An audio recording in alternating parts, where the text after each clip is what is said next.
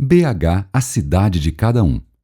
Conceito: Belo Horizonte 2025. Jardim Zoológico. Regina Horta Duarte. Capítulo 1. O zoológico da minha infância. Um de meus passeios preferidos na infância era ir ao zoológico de Belo Horizonte com Manuel, meu papai. Por vezes ele levava também meus irmãos, 6 crianças apertadinhas no seu Dodge 1951 azul claro de 4 portas. Era nele que Manuel se aventurava no desafio de sair com a penca de filhos. Era um passeio de baixo custo para um funcionário humilde da rede ferroviária federal. Além de percorrer os recintos dos animais, eu e minhas irmãs brincávamos de subir em cada uma das árvores ali existentes, o que impunha desafios de diferentes níveis.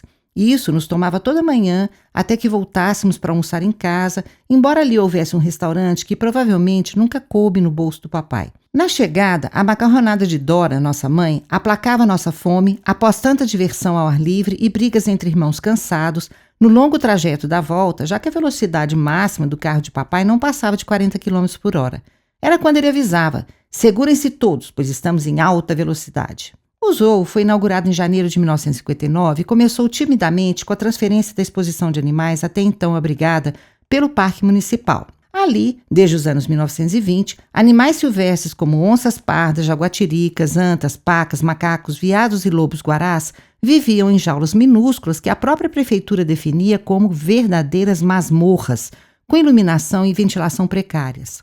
Fico imaginando como esses animais, sem qualquer cuidado, estavam à mercê da importunação pelos visitantes, exibidos como mais uma atração do parque.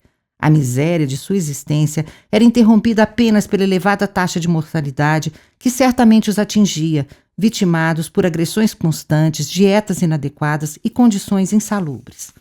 A pequena e precária coleção de animais do Parque Municipal tentava remediar a frustração de um projeto inicial de zoológico acalentado pelos idealizadores de Belo Horizonte ainda no século XIX.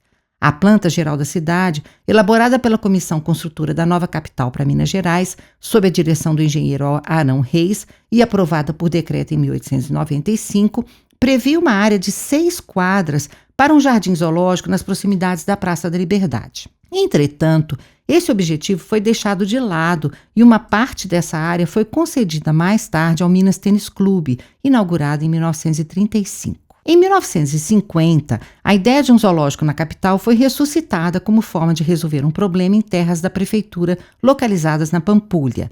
Aquela área tinha abrigado o sonho do ex-prefeito Juscelino Kubitschek de que a Pampulha tivesse também um campo de golfe, compondo a modernidade e a elegância do conjunto cultural e arquitetônico. A sede chegou a ser construída. Contudo, o plano acabou abandonado pelos sucessores imediatos de JK. Pelo visto, o esporte não angariou muitos adeptos e a prefeitura criou ali uma colônia agrícola com 12 famílias assentadas. Américo René Gianetti, eleito em 1950, decidiu desativar a colônia e reaver os terrenos.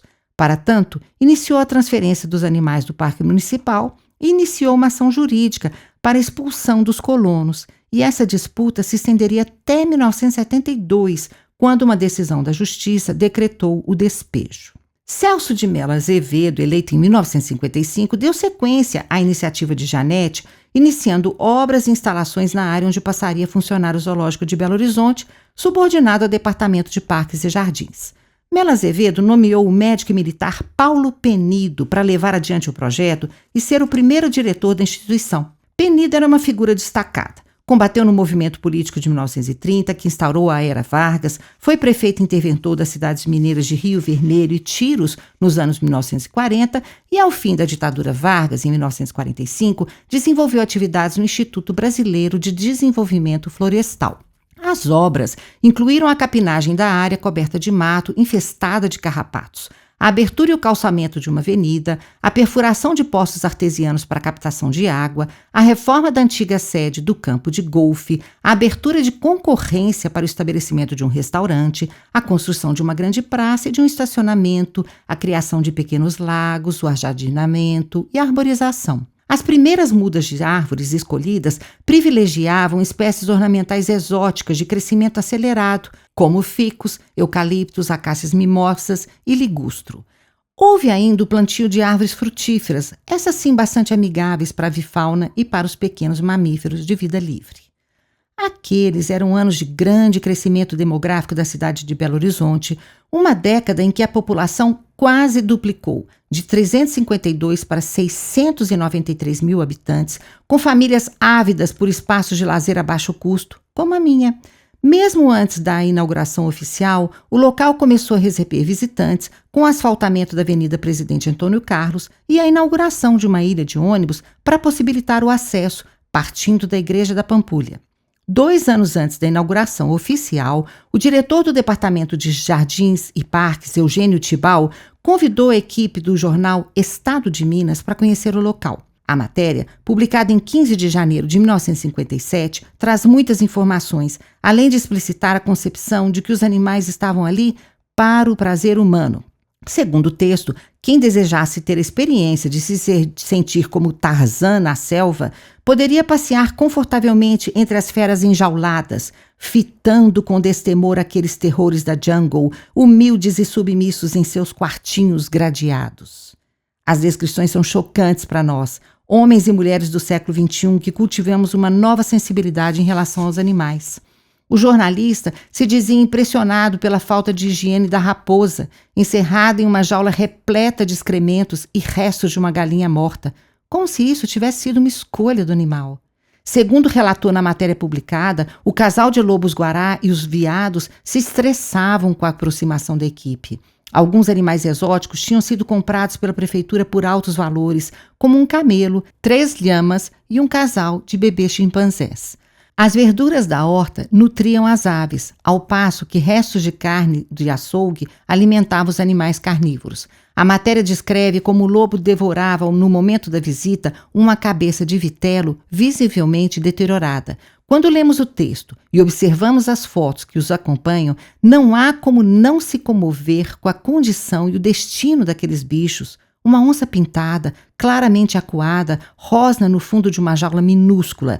2 filhotes de chimpanzé, acorrentados pelo pescoço e sentados num gramado, abraçam-se na presença do fotógrafo, provavelmente com medo, tentando uma proteção mútua. A coleção de animais herdou exemplares que antes estavam no Parque Municipal. Em 1956, o zoo ainda em obras já possuía 368 animais, dos quais 265 eram aves. Ao longo dos anos, nos relatórios dos prefeitos, os dados referentes à instituição mostram uma instabilidade significativa na quantidade de animais, com algumas quedas bruscas em certos anos, o que pode provavelmente ser interpretado como decorrente de episódios de alta mortalidade. Entre 1963 e 1964, por exemplo, o número de aves existentes caiu de 701 para 230, numa perda de quase 2/3 do plantel. Em 1970, outro episódio levou ao perecimento de 228 aves entre 740 que existiam. Quando acompanho a história do zoológico daqueles anos pelo olhar atual da historiadora que me tornei, profissionalmente habilitada para achar e analisar os documentos encontrados no Arquivo Público da cidade de Belo Horizonte e na Hemeroteca Histórica Pública, constato o terrível sofrimento e o infortúnio experimentados pelos animais silvestres e exóticos. Há aqui uma razão histórica muito clara para compreender a distância entre o que sinto hoje ao ver as fotos dos chimpanzés acorrentados e abraçadinhos e a minha alegria de menina de ir ao zoológico com o papai. Ao longo das últimas décadas, nossa sociedade ocidental tem experimentado uma transformação de sensibilidades. Por que isso está acontecendo? Poderíamos pensar na aceleração visível e vertiginosa da taxa de extinção de espécies, na aproximação afetiva entre populações urbanas e seus animais de estimação, no alerta de órgãos internacionais e na assinatura de tratados por vários países contra o tráfico de animais silvestres, no avanço das pesquisas e das práticas de divulgação científica pelos biólogos da conservação, na ascensão dos movimentos socioambientais e na percepção cada vez mais clara de que a sobrevivência dos humanos está ligada à vida de outras espécies. Enfim, nas condições históricas em que vivemos, a empatia pelos animais tem encontrado terreno fértil para florescer, apoiada nos movimentos de proteção aos animais, nas lutas conservacionistas e nos apelos da ciência, que nos esclarece a cada dia sobre a inteligência e as capacidades dos animais não humanos. É certo que esse movimento começou há muito tempo, pululando aqui e ali. Se escarafuncharmos a história, poderemos encontrar filósofos como Montaigne, que escreveu ainda no século XVI em repúdio à crueldade contra animais, ou naturalistas como Charles Darwin, que mostrou à humanidade em 1856 como somos uma entre tantas outras espécies que partilham o planeta e aqui lutam pela sobrevivência numa miríade de seres interligados e dependentes uns dos outros. É fato também que essa sensibilidade já fazia parte da minha vida desde a tenra infância.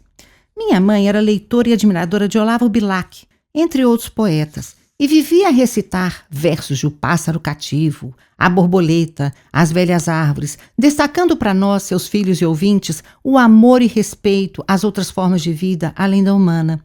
Dora sempre atribuía atos de crueldade contra animais ao mau caráter de quem os cometia.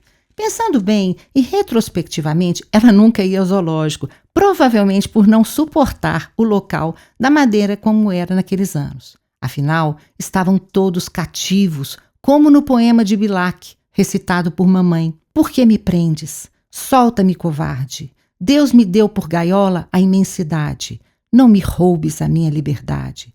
Quero voar, voar. Papai, por sua vez, era um ser de alma rural. Cresceu no limite entre a vila de Honório Bicalho e as matas do cerrado daquela região. Andava a cavalo, pescava no rio, tocava boi morro acima, testemunhava o uso de animais silvestres como tatus da alimentação, caçava passarinhos, ato do qual ele se lembra com grande arrependimento. E, na nossa infância, ele era o responsável por comprar, matar e limpar a galinha para o almoço, o que o levava a abstrair-se da aflição do bicho que saciaria a fome dos filhos. Em meio a todas essas práticas, a verdade é que meu pai sempre foi fascinado por animais.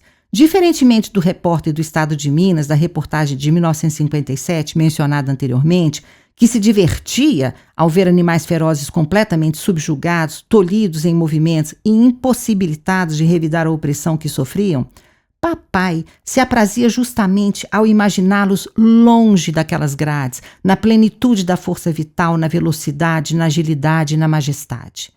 Eu me lembro da sua admiração pela onça pintada, chamando minha atenção para a beleza de sua pele, a potência da sua musculatura, a elegância dos seus movimentos, a ameaça das garras retraídas nas patas pesadas, a dimensão da sua mandíbula, e arrematava. Já pensou um bicho assim no meio do mato, correndo, espreitando, pulando e caçando?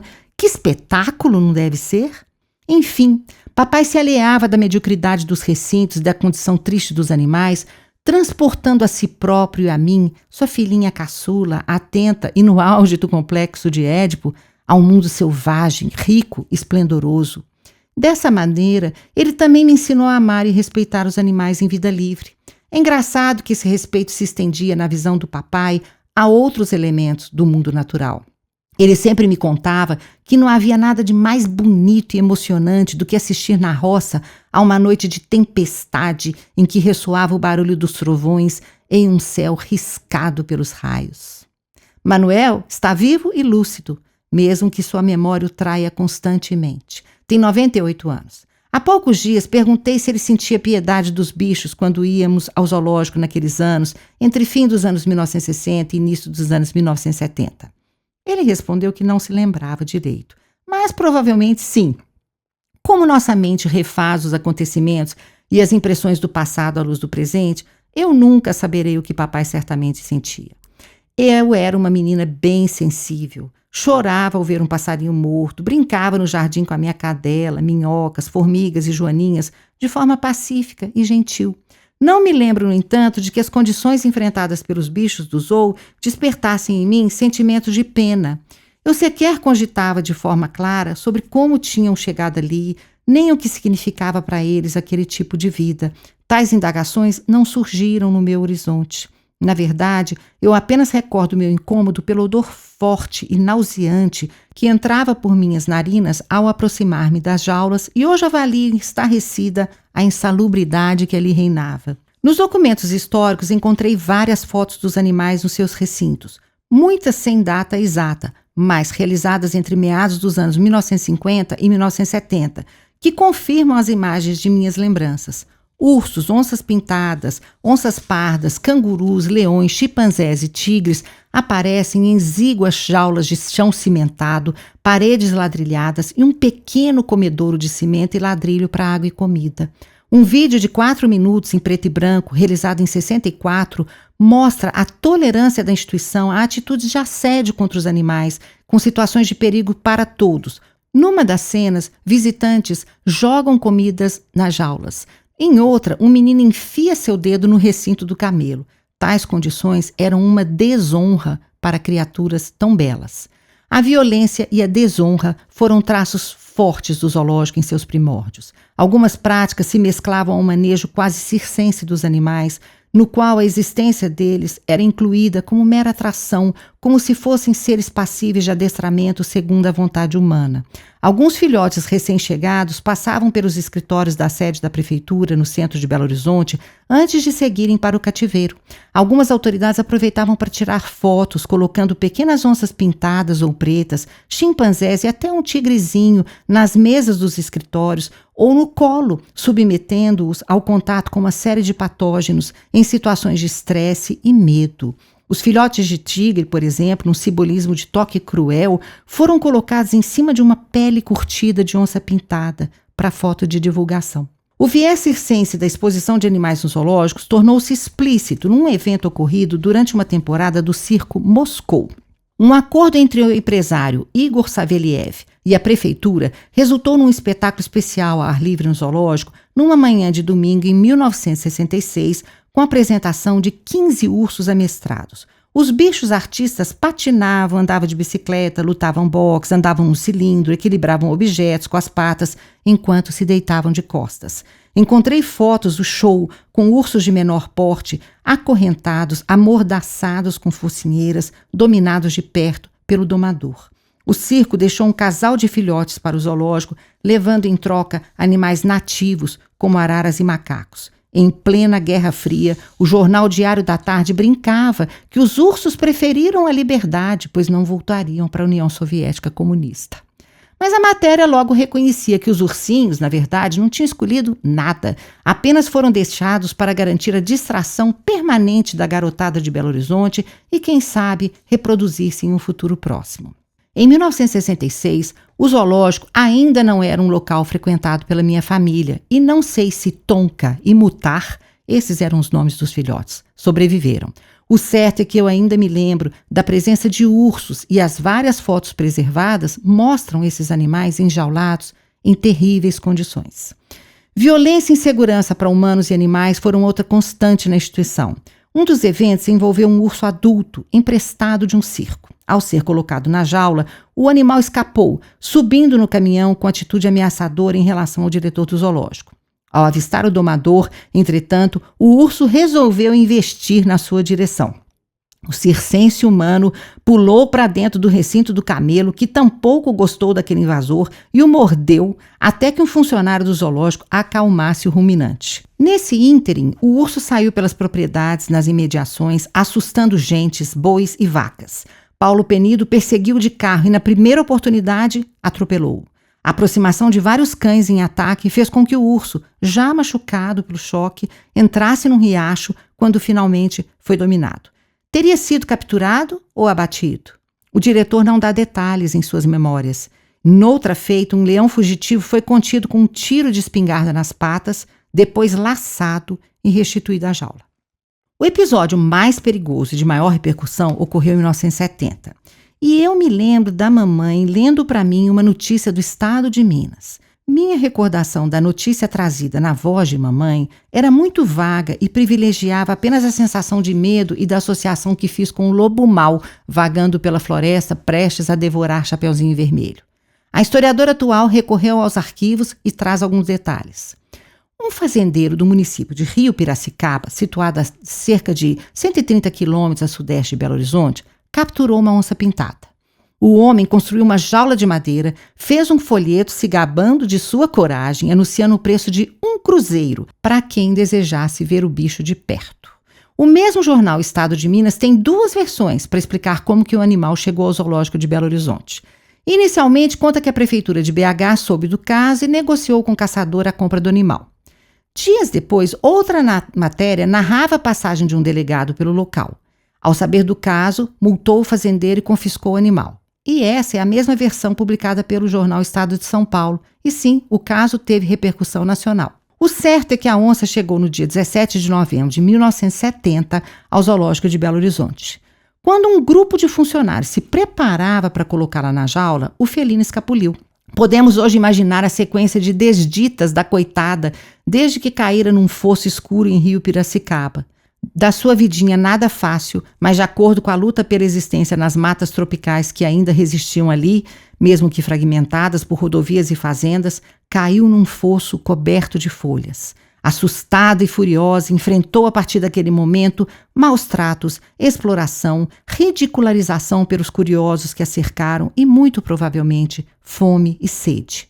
Teria ela 1 ou 2 filhotes para quem caçava quando foi capturada? Nunca saberemos. O que é certo é que ela perdeu sua mata, seu riacho, seu ir e vir, suas estratégias de bicho caçador noturno, suas presas, suas sonecas ao ar livre e tornou-se totalmente dependente e vulnerável diante do que estavam do lado de fora da jaula que a continha.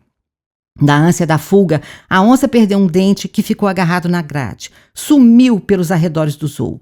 E a partir dali, as notícias dos jornais alimentaram diariamente a angústia da população. A polícia recebia telefonemas de gente que vira a onça. Acudiam policiais, cães farejadores e nada. Numa das vezes encontraram um gatinho perdido no matagal ao lado da casa do denunciante. Desapareceram de repente os casais de namorados que buscavam momentos românticos nos carros estacionados em torno da represa da Pampulha ou nos matos ao redor. O policiamento em prol da moralidade pública que coibia aqueles encontros foi substituído pela missão de achar a onça. Finalmente, a fugitiva foi vista na matinha do Morro do Caju, hoje inexistente, a 100 metros dos limites do zoológico. Correram para lá vários soldados do destacamento da cavalaria, 2 caçadores profissionais, 6 cães de caça treinados. Levavam 8 espingardas, 4 fuzis e bombas de gás lacrimogênio cedidas pelo Departamento de Ordem Política e Social, o DOPS. O veterinário do zoológico, Guilherme Francisco Ramos, tentava convencê-los a realizar a captura sem matar o animal. A onça estava escondida numa pequena gruta. Uma bomba de gás foi lançada e, quando o felino finalmente saiu, recebeu 6 tiros. O primeiro foi certeiro na cabeça e o animal caiu morto. Mesmo assim, recebeu um tiro no focinho, outro no dorso, 3 nas patas dianteiras. Centenas de pessoas correram ao local comemorando a caçada. Os soldados permaneceram ali para fotos e filmagens por mais de 1 hora, espichando o bicho, segurando a cabeça ferida pelo primeiro tiro. O veterinário protestou, declarando aos jornalistas que bastava uma tocaia bem armada na saída da toca para a onça ser contida e reconduzida ao zoo. Os soldados foram tratados como heróis na matéria publicada no dia seguinte, na qual foram descritos como trabalhadores sem folga, defensores das crianças que estavam impedidas de ir ao zoo. O jornal omitiu o nome do veterinário, mas mencionou várias vezes o de Cabo Nelson, líder da ação. Pelo destaque das manchetes nas páginas de jornal, acho quase impossível que mamãe não tenha acompanhado dia a dia da busca à onça e seu desfecho fatal. Mas eu nunca tive acesso a detalhes. Na época eu não sabia ler, pois entraria para a escola apenas em 1971. Eu não me lembro dela ter me contado sobre a vitória dos caçadores. Eu apostaria que mamãe pensaria como veterinário e, quem sabe, acalentasse o sonho, sabidamente irrealizável, de que a onça conseguisse novamente alcançar as matas de Rio Piracicaba. Lendo hoje essa reportagem no jornal Estado de Minas, eu fico matutando como a violência e a barbárie estavam tão disseminadas no Brasil daqueles anos, a ponto de invadir um mundo tão particular como o do zoológico. É digno de menção que vigorava o AI-5. Emílio Médici era o presidente e o DOPS fornecia bombas de gás lacrimogênio quando acionado. Também considero como o clamor do veterinário ecoou inutilmente pelo ambiente agressivo, repleto de testosterona e orgulho ferido. Foram 6 dias de busca sem sucesso, no qual a morte do felino subversivo já estava mais que decidida. A onça recebeu 5 tiros além do primeiro, que a matou. As balas supérfluas comunicavam a vingança da polícia, o desejo de eliminar um ser vivo que saíra do controle, a afirmação da força.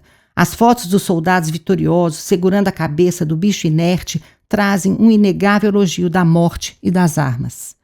Há alguns anos, Clarice Lispector horrorizou-se com a morte de Mineirinho, criminoso que a polícia do Rio de Janeiro matou com 13 tiros. Cada tiro revivido por ela ao ler a notícia fez com que entrasse em alerta, experimentasse desassossego, vergonha e se sentisse, no 13º tiro, assassinada, à medida que quis ser o outro, pois aqueles tiros arrebentavam o modo de vida de toda a sociedade, incluindo ela mesma.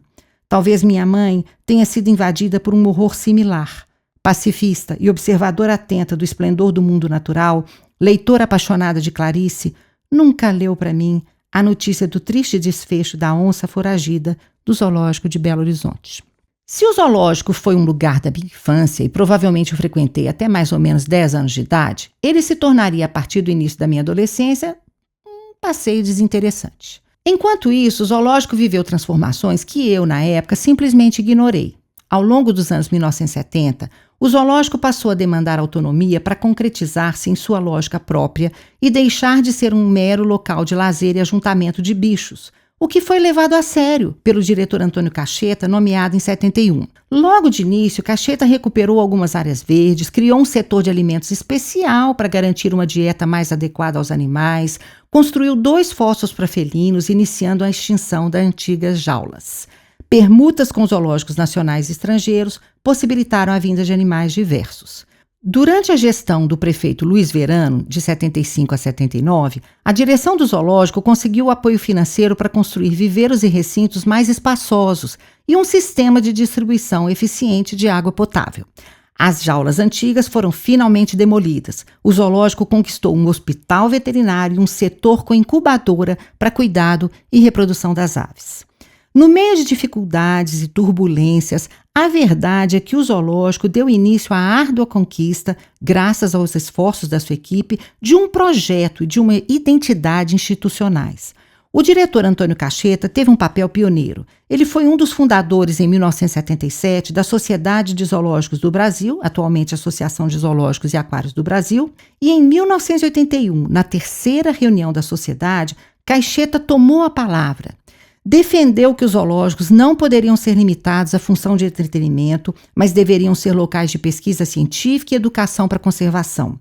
Participou ainda dos debates sobre a necessidade de adequar recintos visando ao bem-estar animal e criar estratégias para conter comportamentos inoportunos do público com os animais. Reafirmou também a urgência de obter alguma flexibilidade administrativa para garantir o alcance das missões científicas e educacionais de um zoológico moderno. Essas mudanças eram simultaneamente impulso e expressão das primeiras práticas de medicina veterinária da vida silvestre em Minas Gerais, praticada no dia a dia do zoo, e do delineamento de uma biologia da conservação que elegeu os zoológicos como instituições parceiras. Um avanço importante ocorreu em 1983, quando o Jardim Zoológico de Belo Horizonte passou à esfera da Secretaria Municipal de Meio Ambiente. Foi reconhecida assim em sua função ambiental, ganhou autonomia administrativa e financeira com 3 diretorias subdivididas em várias seções. O corpo técnico, em 1986, contava com 4 veterinários, 7 biólogos, 190 funcionários, um plantel de 280 espécies, totalizando 1.000 indivíduos. Estava lançada uma nova concepção do que devia ser o Zoológico de Belo Horizonte e muitas lutas se delineavam para a posteridade. Eu não acompanhei nada disso. O zoológico saiu por muitos anos do meu radar de interesses, mas eu nem desconfiava que meu fascínio por aquele lugar renasceria como bela fênix. Capítulo 2. O zoológico da infância dos meus filhos. Manuel saiu eufórico da escola naquele final de tarde em 1999. Ele tinha 4 anos, estava no pré-escolar. Mal conseguiu controlar a agitação para abrir a mochila e me entregar o aviso sobre uma visita ao zoológico na semana seguinte, quando deveria levar um lanche reforçado e boné. Eu tinha que assinar a autorização. Achei a iniciativa da escola maravilhosa. Eu e Tom, meu marido, já tínhamos levado várias vezes Manuel e seu irmão mais velho, Antônio, ao zoológico, com direito a piquenique. A excursão escolar, entretanto, era diferente. Ele iria passear junto com os coleguinhas numa visita guiada organizada pela instituição. Enfim, seria uma experiência única para ele. A experiência, inegavelmente, também foi única para mim. Cuidar de Manuel naqueles anos exigiu uma postura de alerta constante, pois o menino tinha o dom de se meter em encrencas, especialmente de se enrolar num mundo de alinhamento que o desligava de tudo. Ele se distraía com uma florzinha, uma pedrinha, a lagarta que avistara na folha. Em diversas ocasiões, ficava para trás na escola e quando eu chegava à porta da sala para buscá-lo, ele não estava lá. A professora e eu tínhamos que sair esbaforidas, procurando pelo pátio, tentando descobrir em que momento Manuel se desgarrara da fila de alunos na volta do recreio. E em algum ponto o encontrávamos, cutucando uma plantinha, desenterrando uma minhoca. Embora eu me alegrasse ao perceber que meu garotinho estava crescendo e fazendo passeios com a professora e os colegas, eu fiquei apavorada com a possibilidade de que ele se perdesse no zoológico. Aquele era um espaço incomparavelmente maior que o pátio da escola, com suas trilhas e seus arredores. Assinei a autorização e fiquei pensando nele, perdido naquela imensidão. Eu já imaginava Manuel entrando no fosso do leão, enfiando o dedo no recinto do jacaré ou chapinhando o lago dos flamingos. Eu tinha que controlar meus temores e assim garantir ao menino a conquista daquela singela, mas significativa situação de independência. Caso ele se perdesse, como poderia conter o medo e achar ajuda? Em situações de estresse, ele costumava simplesmente chorar copiosamente, sem conseguir se expressar de outra forma. Eu decidi criar uma medida preventiva. Confesso que eu fui radical. No dia da excursão, como se estivesse brincando, escrevi na barriguinha dele, com uma boa canetinha hidrocor preta, seu nome, telefone dos pais e o endereço onde poderia ser devolvido. E lhe disse: filho, se você se perder no zoológico, aproxime-se de alguém e suba a blusa, mostrando o que está escrito. Esse é o nosso segredinho, ninguém precisa saber. Fica para uma urgência. Mas Manuel, pelo visto, não ficou chateado nem constrangido. Ao passar os portões da entrada da escola, levantou a blusa e mostrou para o porteiro, depois para as professoras das várias classes, para a coordenadora, para os coleguinhas, para o motorista do ônibus. Mamãe teve esta ideia.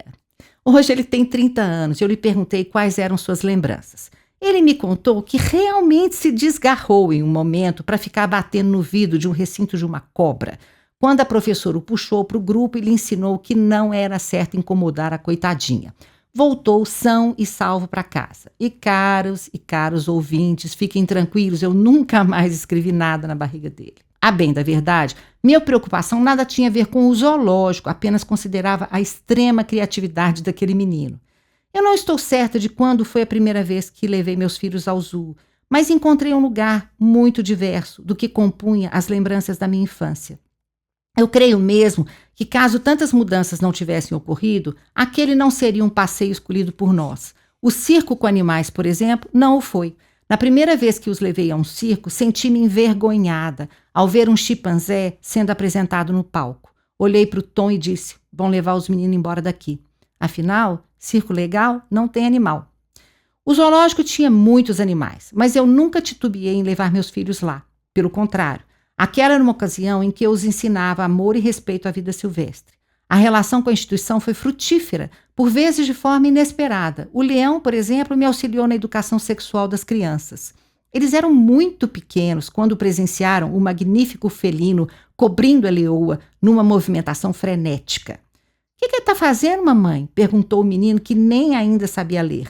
E eu aproveitei para esclarecer aquele tema de uma vez por todas. Filha, eles estão transando. E é assim que os bebês surgem, depois nascem e não se preocupe, eles estão alegres. A instituição daqueles anos tinha fundado um novo paradigma em relação ao zoológico da minha infância e isso pareceu muito claro para mim. Hoje confirma essa impressão ao pesquisar as fontes históricas.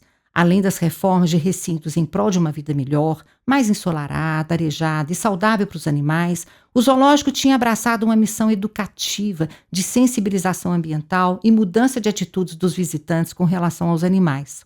Em 1986, em parceria com a Fundação Ezequiel Dias, referência na pesquisa com serpentes, aranhas, escorpiões e abelhas, aconteceu a Semana dos Répteis, repetida em anos seguintes. O objetivo era chamar a atenção do público para a importância dessa classe de animais, combatendo noções errôneas e rejeições baseadas em preconceitos, esclarecendo seu importante papel no meio ambiente e, especialmente, fazendo do conhecimento uma estratégia para tornar mais harmônicas as relações entre humanos e animais. A programação incluiu palestras, exposições, contato direto do público com répteis, exibição de filmes. A aproximação com a Fundação Ezequiel Dias evidenciava as primeiras tentativas de redirecionamento da vocação do zoo como local para pesquisa e construção de expertise veterinária e zoológica. Em 1991, o zoológico adquiriu uma condição há muito almejada pela equipe de médicos veterinários, biólogos e técnicos que conduziam a instituição em direção a novos rumos.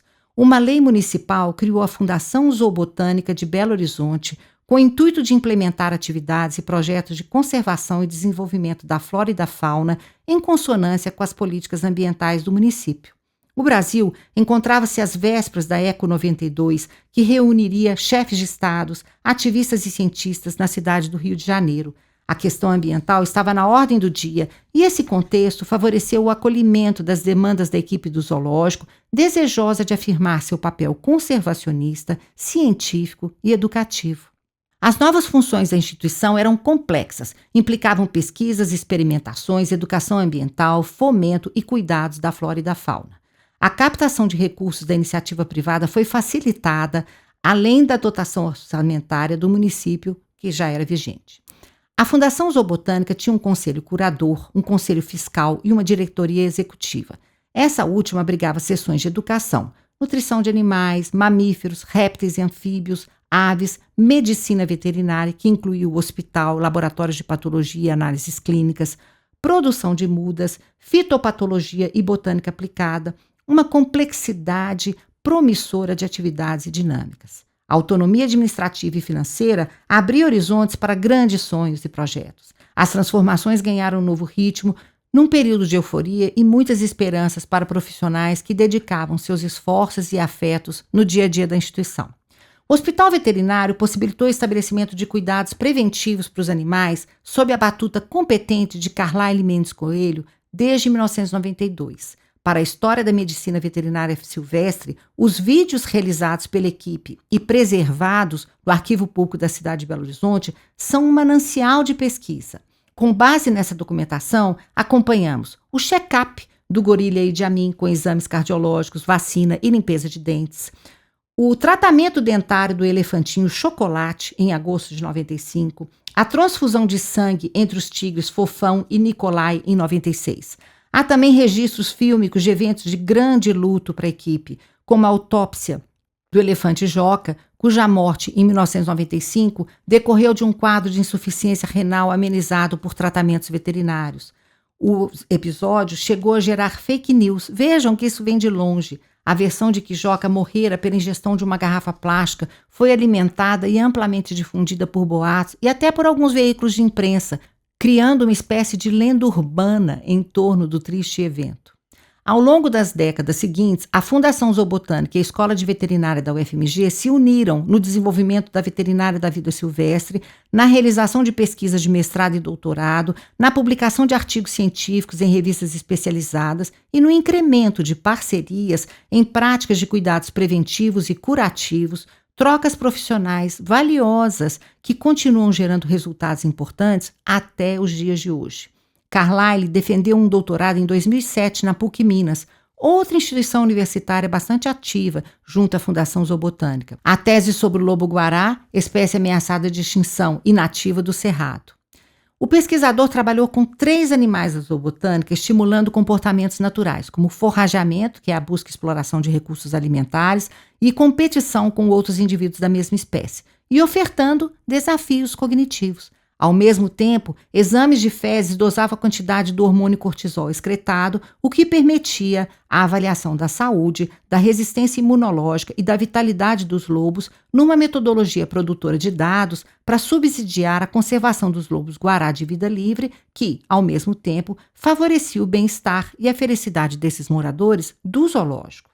Humberto Melo, mestre em zoologia de vertebrados, realizou em 1996 uma especialização com bolsa concedida por uma fundação do Reino Unido sobre a proposta da Casa de Répteis. Entre 1996 e 1999, a instituição construiu um conjunto de 4 lagos e 15 recintos para serpentes, quelônios, como cágados, e lagartos, a Casa de Educação Ambiental, com biblioteca e auditório multimeios, os novos recintos de pequenos primatas e um viveiro de pássaros brasileiros.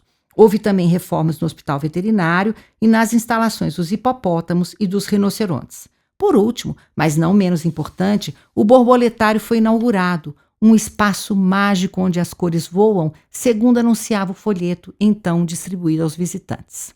Foi na Casa de Répteis, planejada sob a consultoria de Humberto Melo, que o pequeno Manuel foi encontrado pela professora durante a excursão de 1999 e carinhosamente orientado a não cutucar o vidro.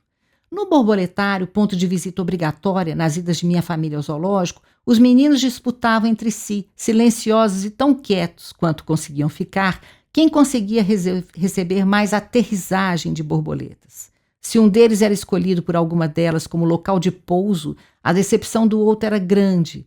Não raramente desencadeava o choro de inveja do rejeitado, simultâneo ao sorriso vitorioso e provocante daquele que fora agraciado pela esplêndida lepidóptera. A turma do meu primogênito, Antônio, com 6 anos, também visitou a Fundação Zoobotânica em 1999 e a alegria o contagiou tal qual aconteceu com o irmão menor, quando chegou em casa com o bilhete na merendeira. A diferença de idade entre os dois é de apenas 1 ano e 10 meses e eles estudavam numa escola particular. Aquele acontecimento emocionante na infância de meus filhos integrava uma empreitada que envolvia dezenas de escolas e milhares de crianças belo-horizontinas em entusiásticos projetos organizados pelo Serviço de Educação Ambiental que compôs a Fundação Zoobotânica desde o decreto de sua criação. Os grandes objetivos de todas as atividades eram educar para a conservação, promover a harmonia entre humanos e animais e disseminar o especial conhecimento da fauna e da flora nativas dos grandes biomas do território brasileiro. As iniciativas eram diversas e repletas de criatividade. Muitas delas foram gravadas por funcionários e podemos revê-las no acervo da Fundação Zoobotânica, que está em processo de organização pelo Arquivo Público da cidade de Belo Horizonte.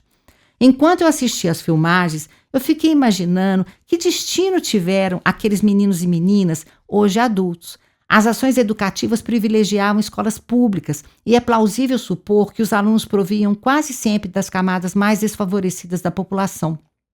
É muito fácil constatar também que a maioria era composta de negros. Lá, em dias ensolarados, após o trajeto no ônibus fornecido pela prefeitura, crianças brincavam de repórter zoobotânico, recebiam um microfone e eram filmadas em sua performance como jornalistas, entrevistando quem passava pelo local.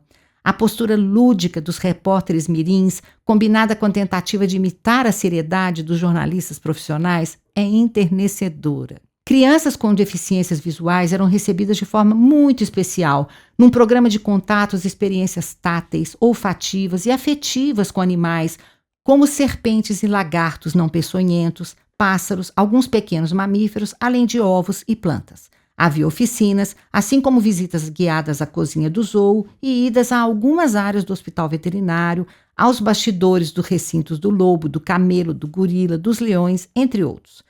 No bicho da hora, uma roda se formava em torno de um palestrante, sempre ao lado do recinto. A Semana das Crianças oferecia sessões de cinema, teatro, apresentações de danças afro, shows de música. A Trilha do Lobo, criada em 1999, tinha o objetivo de transmitir conhecimento sobre o cerrado, sua importância e biodiversidade. O território da Fundação Zoobotânica possui cerca de 600 mil metros quadrados de vegetação preservada de cerrado.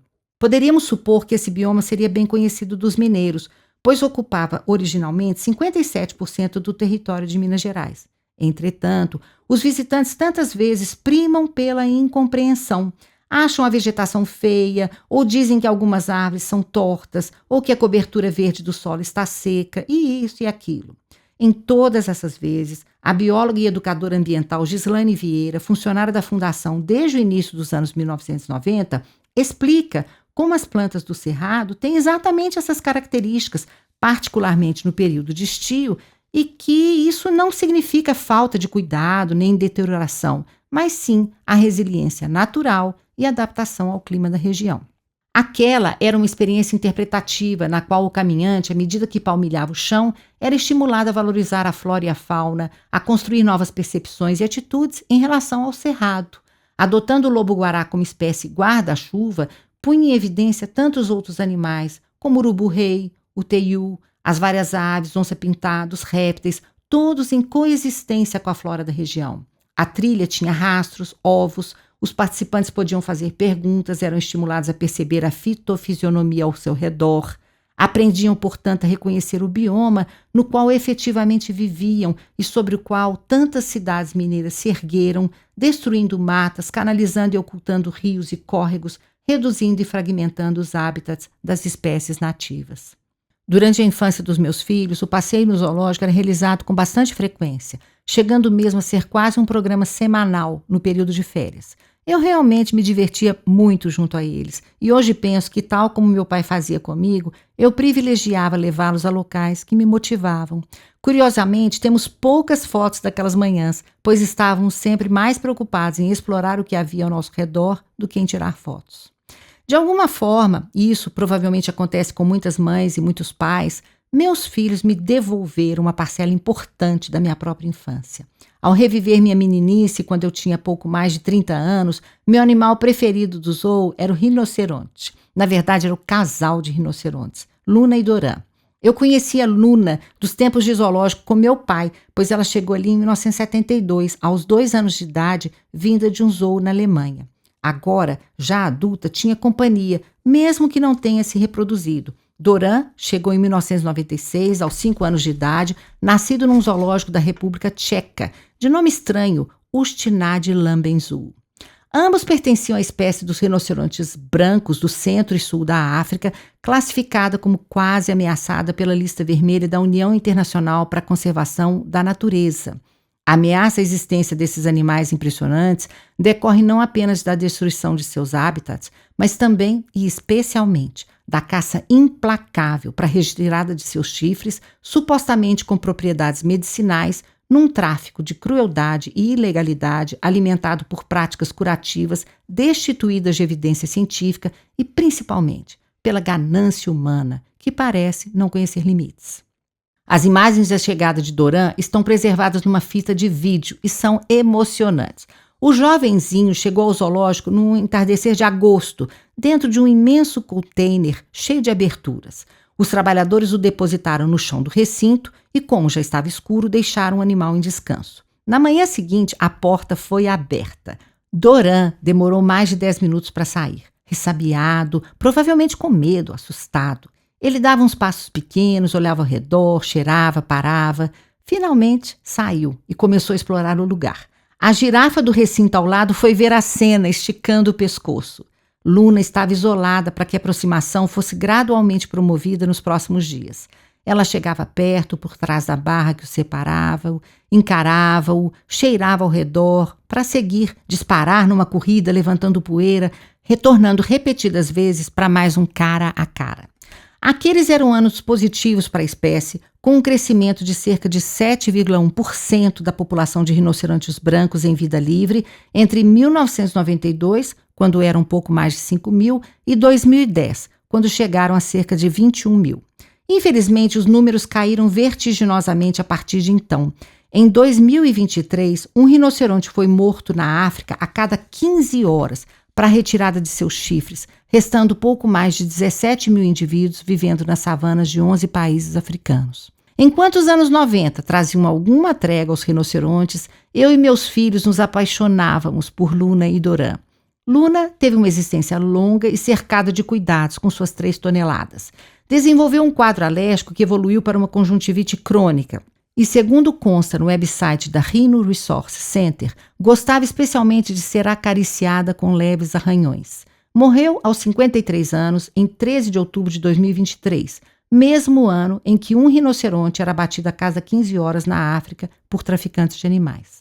Doran faleceu em 21 de fevereiro de 2018, aos 27 anos. Sofria de um mal comum aos rinocerontes em cativeiro, a pododermatite, uma inflamação grave nas patas. Seu recinto recebeu mudanças, como uma área de solo compactado de argila, aplicação de piso emborrachado e uma rampa com leve declive que facilitava sua movimentação.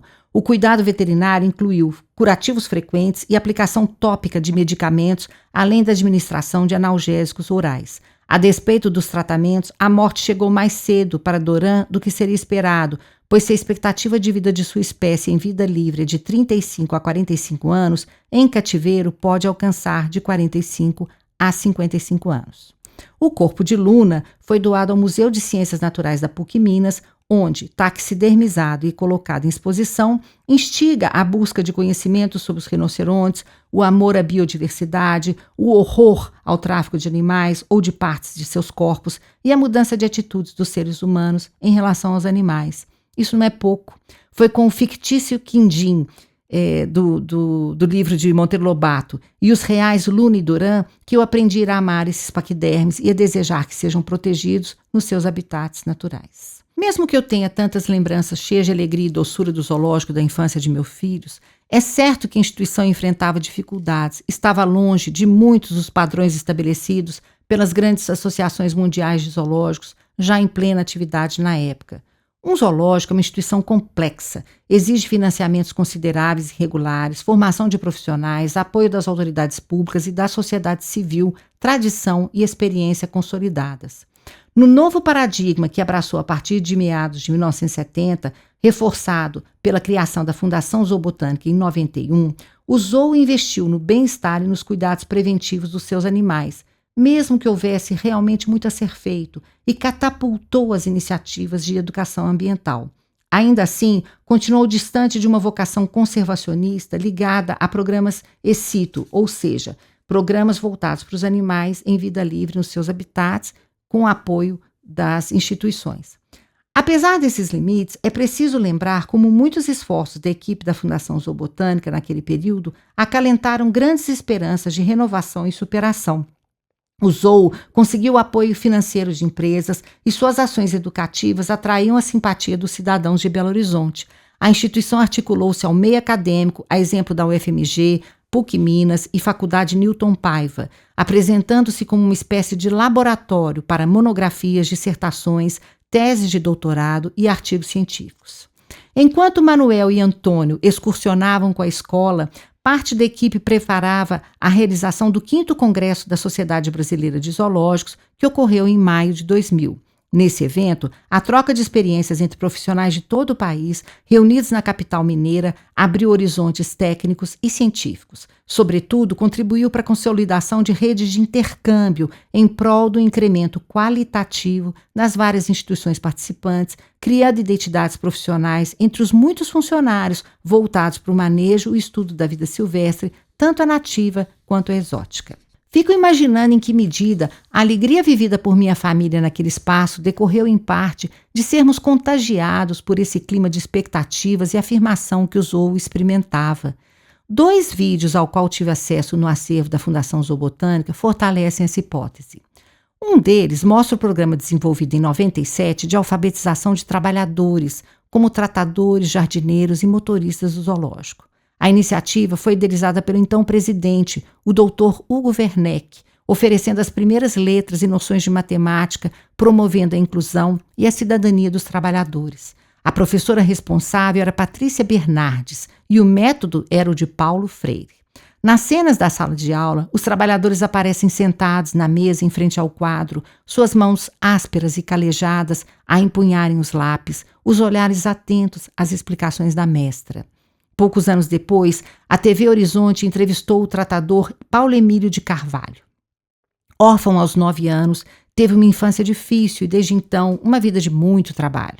Em 1984, migrou do interior de Minas para Belo Horizonte para procurar emprego e achou vaga na limpeza do zoológico. Com o tempo, tornou-se tratador de répteis. Segundo ele, cobras eram vítimas frequentes de preconceito, mas eram amadas por Deus, como todos os animais. As cobras peçonhentas eram minoria e mesmo essas não faziam mal à toa, mas como autodefesa. Comiam pouco e os recintos eram fáceis de limpar. Senhor Paulo comparava animais e gente. Assim como o ser humano, um bicho não gosta de ser importunado em sua casa, e o zoo era a casa deles. Por isso condenava os visitantes que provocavam os répteis a fim de que eles se movessem. Dito isso, pegou cuidadosamente uma jiboia, mostrou ao repórter e discorreu sobre sua docilidade quando bem manejada. As cobras, como todo animal, incluindo os humanos, acrescentou o tratador, eram parte da natureza e tinham sentimentos. Respondeu ao repórter que sim, tinha valido a pena vir para Belo Horizonte, constituiu família, os filhos estudavam. A felicidade era ter amigos, saúde, emprego, alimento e um lugar para se esconder da chuva. Curiosamente, foi naquela casa de répteis que meu filho Manuel, aos 4 anos de idade, aprendeu que nunca se deve incomodar uma cobra no gozo da quietude, da tranquilidade do seu lar. Encontrei verdadeiramente muita sabedoria nas palavras de Sr. Paulo, o tratador de répteis. Capítulo 3. De volta ao zoológico com meu pai. Papai e eu passamos pelas portas do borboletário, numa entrada realizada em 2 etapas para impedir a saída dos insetos daquele espaço controlado. Fomos envolvidos pela suavidade de seus voos e das diversas flores lá reunidas. A experiência sobrepunha cores, perfumes e movimentos. Provavelmente o ambiente também se compunha dos sons de tantas asinhas delicadas, mas era impossível ouvi-los, pois a algazarra de um grupo de crianças visitantes da escola pública predominava. Elas estavam fascinadas e a professora ia controlando alguns excessos da manifestação, alertando que nada podia ser tocado. Meu pai ficou emocionado com a criançada dentro do borboletário e, se eu o conheço bem, com a beleza e a simpatia da moça professora. Aquela era uma tarde de sexta-feira de 2010 e papai tinha 82 anos. Ele decidira parar de dirigir há pouco, sentindo-se inseguro ao volante. Ainda inconformado com a perda de sua independência para dirigir, deixava o fusquinha azul claro na garagem, criando coragem para vender aquele veículo repleto de significados e memórias afetivas. Aproveitei a ocasião para estabelecer a cada quinzena uma cesta em que o buscava em casa após o almoço para um passeio em algum lugar da cidade. O caminho até o zoológico era um pouco angustiante para o meu pai, que em certo ponto olhava ao redor e perguntava se aquela era a mesma Avenida Presidente Antônio Carlos, pois não conseguia reconhecer onde estava. Não que ele apresentasse qualquer decréscimo de memória visoespacial. Sua lucidez era total. O problema era a avenida, que estava mesmo mudando demais nos últimos tempos, e aquele era um trajeto há muito excluído da movimentação de meu pai, morador do bairro Floresta há mais de 6 décadas, pela cidade. Uma primeira etapa de reformas tinha sido concluída em 2007, com a duplicação das pistas entre os bairros Aparecida e São Francisco, numa predominância de concreto onde o sol bate tão forte que seus reflexos incomodam a visão dos motoristas. Nos outros trechos da avenida, havia obras em andamento, correspondentes à segunda etapa de duplicação, iniciada em janeiro de 2010, gerando barulho, cortes das árvores ao redor, poeira, afunilamento de pistas, um cenário de aumento da confusão do tráfego, já usualmente caótico, das sextas-feiras. Naquelas horas em que meu pai, logo ele que mora desde o início da década de 1940 em BH, manifestava esse estranhamento espacial, compreendi com profundidade como a mudança das paisagens urbanas afeta as pessoas que vivem nas cidades e, portanto, como a preservação do patrimônio histórico é essencial na vida diária e na felicidade dos habitantes. Ele ficava aliviado quando avistava o viaduto São Francisco, finalmente localizando o ponto onde estava. Sempre que o carro passava por baixo do viaduto, nós nos lembrávamos de um pequeno acidente que ele e eu vivemos naquele local nos anos 70, ao voltarmos de um passeio no zoológico, quando o carro derrapou na pista molhada. Ao pisar instintivamente no freio, papai causou um cavalo de pau no carro, que rodopiou perigosamente na avenida.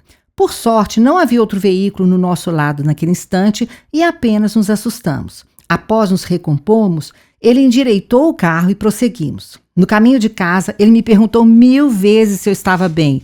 Eu era pequena, não tive noção do perigo e, confesso, achei aquilo um pouco divertido. Apesar do evento desagradável, o viaduto São Francisco confortou papai várias vezes quando foi difícil reconhecer a Avenida Antônio Carlos. Quando finalmente chegávamos ao zoológico, papai se deparava com um local absolutamente diverso daquele que conhecia e para onde ele tantas vezes havia levado os filhos. Diferentemente da angústia experimentada na Avenida Antônio Carlos, ele reagia numa surpresa agradável, pois encontrava um lugar mais verde, mais cuidado e mais ameno para gentes e bichos. Na primeira visita daquela temporada de 2010, fiquei mesmo surpreendida foi com sua vitalidade. Paramos o carro logo após a portaria de acesso pela Pampulha na avenida principal. A partir de lá, subimos até as instalações dos grandes felinos, que ele sempre adorou observar em sua força, beleza e elegância. Seguimos pela Praça das Aves, pela Praça Nacional, pelo Borboletário, onde nos encontramos com os pequeninos estudantes da rede pública, passando pelo recinto dos elefantes, do hipopótamo, do gorila.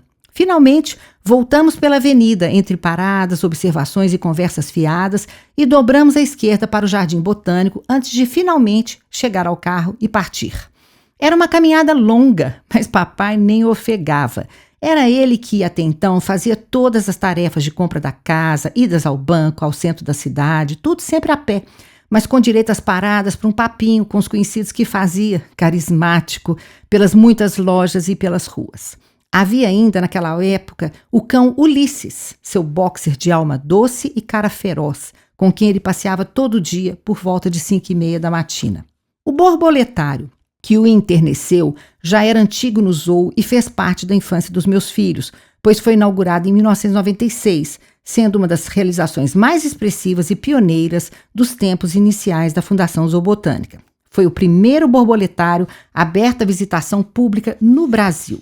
A proposta do viveiro é a de propiciar uma experiência educativa e imersiva. Logo após a inauguração, um pai perguntou ao filho o que era uma borboleta, assim que saíram do viveiro. Ele se surpreendeu com a resposta. Borboleta, papai, é uma cor que voa. Essa definição originou o lema de todos os folhetos e vídeos institucionais sobre o projeto. Na época em que visitei o borboletário com o papai, o número de espécies presentes variava entre 15 e 25, com 1.000 indivíduos, borboletas e mariposas, dependendo da estação anual, como explicou a bióloga Rízia Botelho em um programa de televisão exibido em agosto de 2011. A longevidade desses insetos naquele ambiente é alta, em razão do maior sucesso do controle de parasitas, da dieta adequada, da proteção aos seus ovos no laboratório. As lagartas, nascidas dos ovos, ficam sob o cuidado de especialistas num horto com dezenas de espécies de plantas apetitosas para o seu paladar e saudáveis para os futuros entes voadores. Uma vez metamorfoseadas em pupas, são mantidas num pulpário. Sim, há um berçário para elas. Após a eclosão das crisálidas e dos casulos, as jovens borboletinhas e mariposas são levadas ao viveiro paraíso. Comida farta e boa, água limpa e abundante, ausência de predadores e amor livre.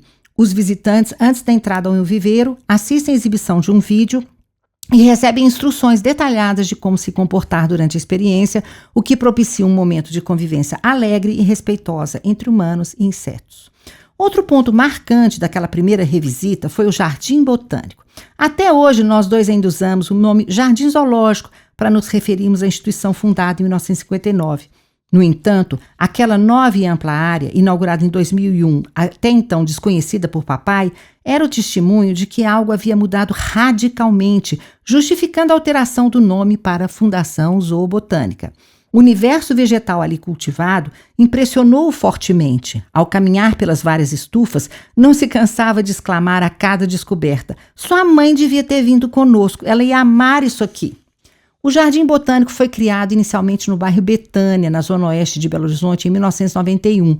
A ideia de trazê-lo para dentro do zoo, numa área verde que se estende por 140 mil metros quadrados, representava o investimento numa concepção mais holística do fenômeno da vida. A instituição também se unia, assim, às novas tendências mundiais para os zoológicos, em que o parâmetro de qualidade e a justificativa de sua relevância baseavam-se no tripé educação ambiental, conservação e pesquisa, muito mais que no puro entretenimento.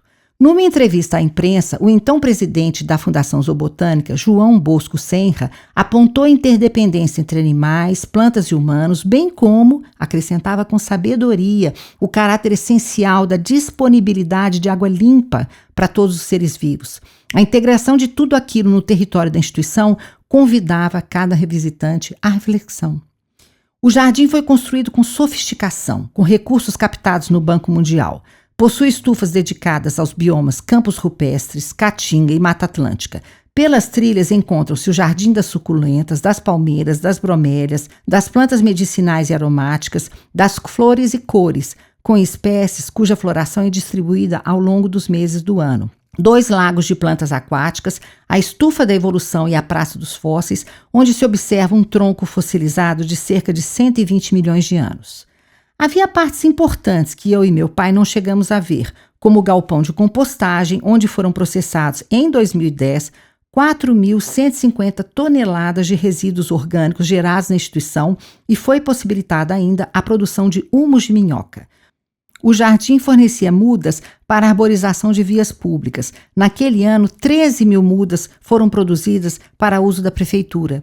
As pesquisas em botânica aplicada e fitossanitarismo encontravam local propício na carpoteca, coleção de frutos, no banco de sementes e no herbanário. O jardim japonês, mais próximo à portaria, como sua casa do chá, cerejeiras e azaleias, lagos e quedas de águas artificiais, também deixou o papai boquiaberto. Era mais novo que o conjunto botânico. Foi inaugurado em 2008 em comemoração aos 100 anos da imigração japonesa no Brasil. Quando chegamos em casa, papai descreveu o jardim botânico para a mamãe em detalhes pitorescos, tentando a todo custo convencê-la a ir conosco em nossa próxima visita.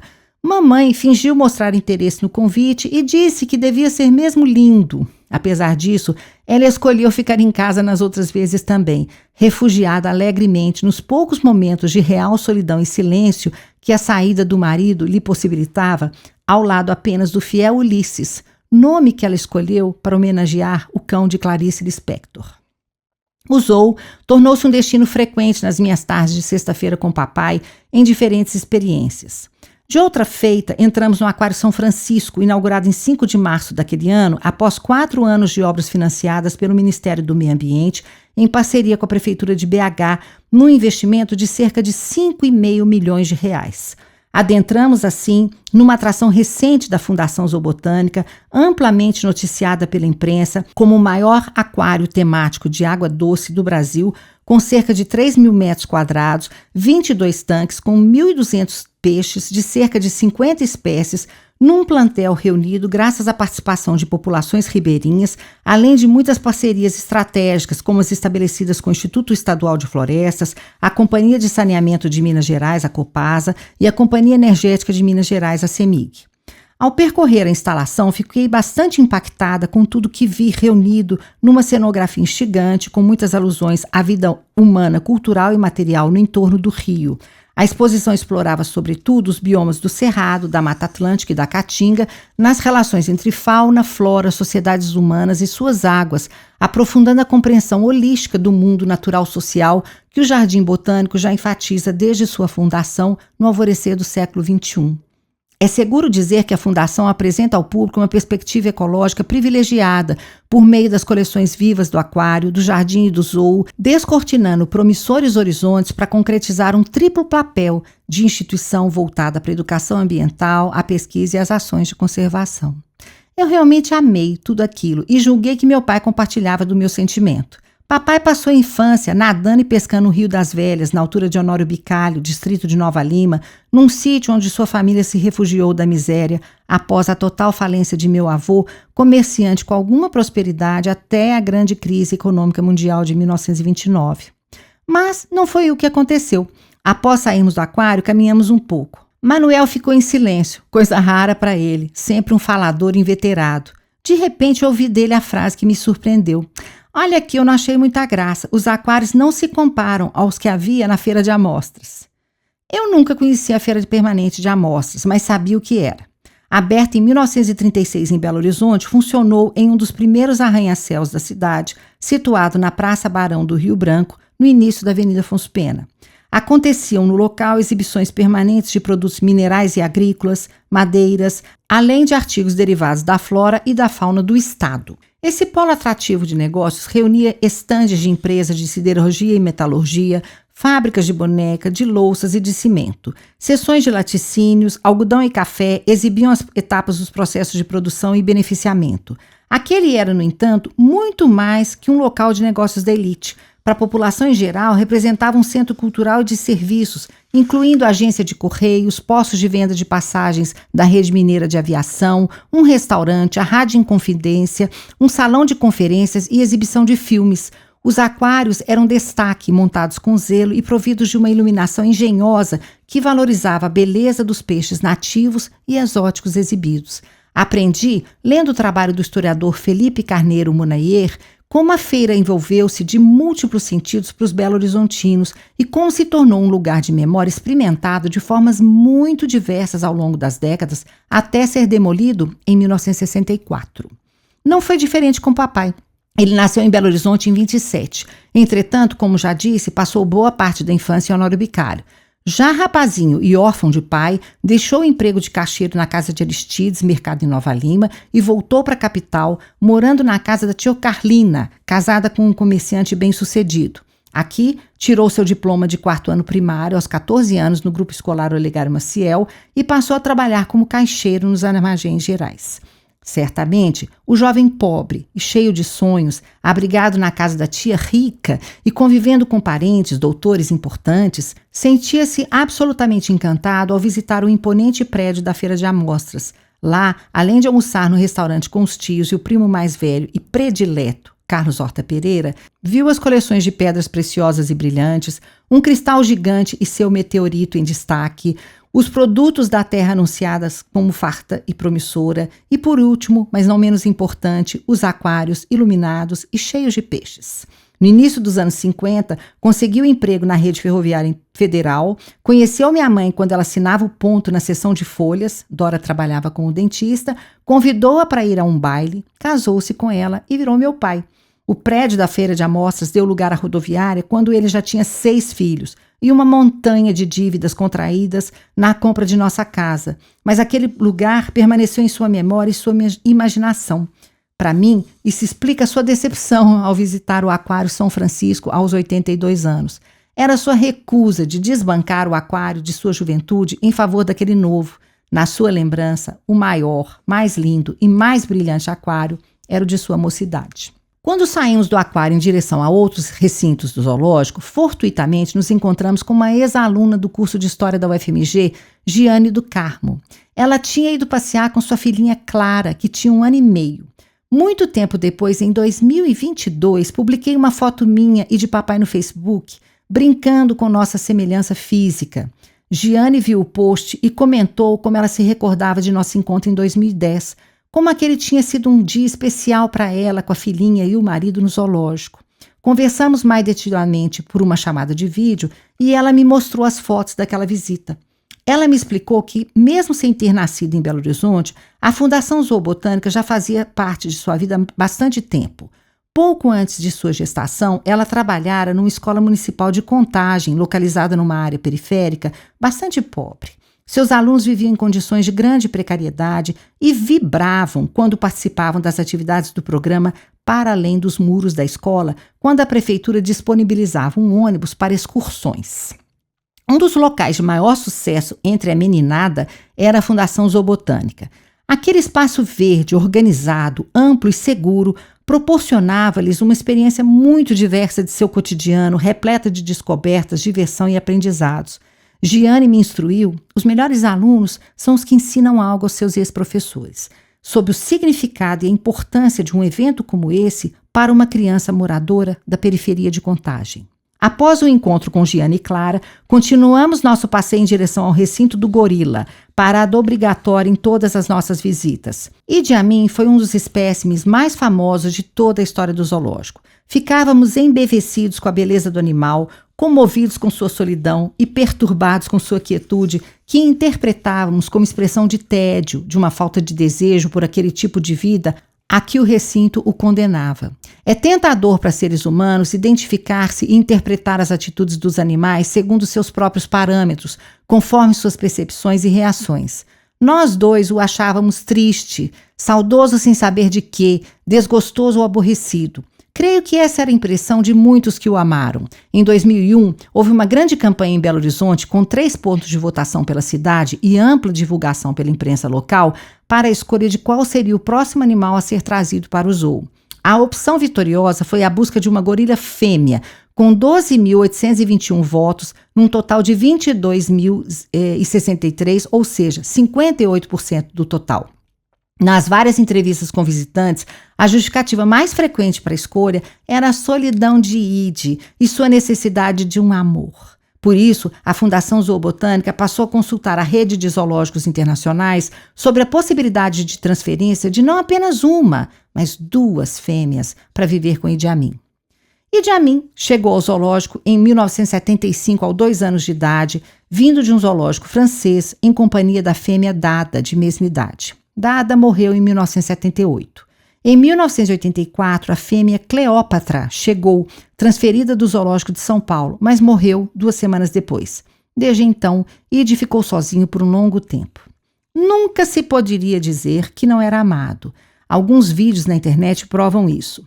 Considerando o modo como era tratado pela bióloga especialista em bem-estar e enriquecimento ambiental, Cíntia Cipreste, uma entre outras profissionais de grande talento e compromisso que trabalham na Fundação Zoobotânica. Numa reportagem realizada pelo canal de televisão SBT, podemos vê-los em sua relação afetiva. Ao chegar, ela o chamou carinhosamente de gigante e ele correu para encontrá-la na área de manobra, que é onde os animais podem ser tratados em um ambiente reservado e tranquilo. No local, numa conversa amável entre a bióloga e o gorila, envolvendo comandos e gestos, Idi Amin recebeu, voluntária e tranquilamente, alguns cuidados nos pés, uma medicação injetável, foi auscultado no peito e nas costas, tudo acompanhado de petiscos, falas carinhosas e atitudes respeitosas. Cíntia contou ao repórter como seria difícil saber se Ide sentia solidão ou tristeza, já que seu comportamento mais introspectivo era o normal para a espécie e para sua idade. Contudo, a vinda de fêmeas inegavelmente diversificaria seu repertório de comportamentos, vocalizações e experiências, possibilitando uma vida mais rica e alegre e a perpetuação de seus genes, pois ainda estava em idade reprodutiva. As negociações estenderam-se por anos e apenas em agosto de 2011 chegaram Kifta e Imbi por meio de acordo mediado pela Fundação Aspinal, uma organização mundial de conservação de animais selvagens fundada em 1984, diretamente ligada aos zoos de Howletts e Port Lympne, ambos na Inglaterra. A Fundação Aspinal dedica-se especialmente a animais ameaçados de extinção, realizando ações de conservação que envolvem zoológicos em vários continentes, assim como programas de reintrodução de animais nos hábitats originais. No caso dos gorilas, em parques nacionais protegidos na República do Congo. O recinto teve que ser reformado segundo altos padrões exigidos pela Associação Mundial dos Zoológicos e Aquários. Ide teve seus dias de glória com as duas companheiras, mas não chegou a reproduzir-se. Morreu em março de 2012, aos 39 anos. Ele tinha sido anestesiado para receber procedimentos médicos necessários quando teve uma parada cardiorrespiratória. A morte de Idi Amin gerou comoção entre seus milhares de admiradores, incluindo o papai e eu. Kifta morreu um ano depois de Ide, em março de 2013. Imbi ficou sozinha. Entretanto, afortunadamente, a história não parou aí. A Fundação Aspinal, reconhecendo a seriedade dos profissionais da Fundação Zoobotânica e o caráter promissor da inclusão do Brasil na rede de conservação mundial dos gorilas, transferiu em 2013 o macho Leon, então com 14 anos, vindo do Zoo Loro Park de Tenerife, na Espanha, e a fêmea Lulu, com 9 anos, vinda do Zoo de Howletts. A partir daí, o recinto dos gorilas da Fundação Zoobotânica foi ganhando vida, graça e importância. Eu lamento não ter acompanhado esse processo com meu pai. Em fins de 2010 e início de 2011, uma série de eventos e problemas, desses que a vida vai nos trazendo sem avisar um após o outro, pôs fim às nossas tardes de sexta-feira. Eu poderia elencar meu trabalho no UFMG, suas 1000 tarefas e demandas, doenças graves de alguns membros da família, tragédias maiores e menores, enfim, tudo aquilo que nos arrebata na vertigem e correria da vida, sem que a gente perceba muito bem como se complicou tanto. Com o envelhecimento, o passeio no zoológico seria quase impossível para papai hoje, pelas distâncias a percorrer e pelo esforço físico exigido. Ele permanece tão ativo e lúcido quanto um homem de 98 anos pode ser. E seu território de caminhada restringe-se hoje à distância entre o quarto e o quintal da casa onde mora desde 1958. O bate-papo é na copa, lugar de comer nas casas antigas, e o ficar de mãos dadas acontece na sala e no seu quarto, pois papai adora mesmo é ficar sentadinho ou deitado. Eu sempre me sinto sortuda de poder conviver com ele. Há poucos dias retomei o assunto dos aquários da Feira Permanente de Amostras, pedindo mais detalhes, tentando delimitar algumas datas e detalhes com maior precisão. Ele se esforçou, mas não conseguiu se lembrar de tudo. Papai transita entre zonas de memórias e esquecimentos, em que o pensamento se torna às vezes agudo e claro, outras vezes confunde locais, pessoas e datas, em névoas de esquecimento. Em seu dia a dia, papai oscila, como diriam os gregos antigos, entre a alete e a elete, o lembrado e o esquecido, o perceptível pela luz e o que permanece velado na obscuridade. Eu adoraria voltar ao zoológico com ele, entretanto, ele não apresenta as condições físicas necessárias para tal. Na verdade, Ele não tem mais vontade de ir e me confidencia numa filosofia profunda e trágica em face da finitude humana escancarada à sua frente. A velhice é a perda de desejo, é a vontade de nada. E arremata, brincando e rindo, mas ao mesmo tempo muito sério. Regina, eu fiquei velho, tenho quase 100 anos. Um dia você também vai ficar velha. E dizendo isso, ele me dá uma mensagem clara. Aproveite o desejo enquanto você o sente. Desejo é o que não faltou a Leon, Imbi e Lulu, pois tiveram muitos filhotes, cuja chegada gerou ondas sucessivas de enternecimentos vividos coletivamente pelos habitantes de Belo Horizonte, sempre que as imagens apareciam na mídia, com os filhotinhos sendo amamentados ou andando nas costas da mãe. Imbi gerou Jaari, 2014, e Ayo, 2017. Lulu gerou Sawid, 2014, e Anaya, 2019. Imbi teve ainda um terceiro filhote em 2021, mas ele morreu ao cair de uma pedra mais alta enquanto brincava. Os outros filhotes foram crescendo, enquanto os machos Sawid, Jaari e Ayo atingiram a idade reprodutiva, a possibilidade de competição pelo território e pelas fêmeas, e isso surgiu como um fator de conflitos no recinto.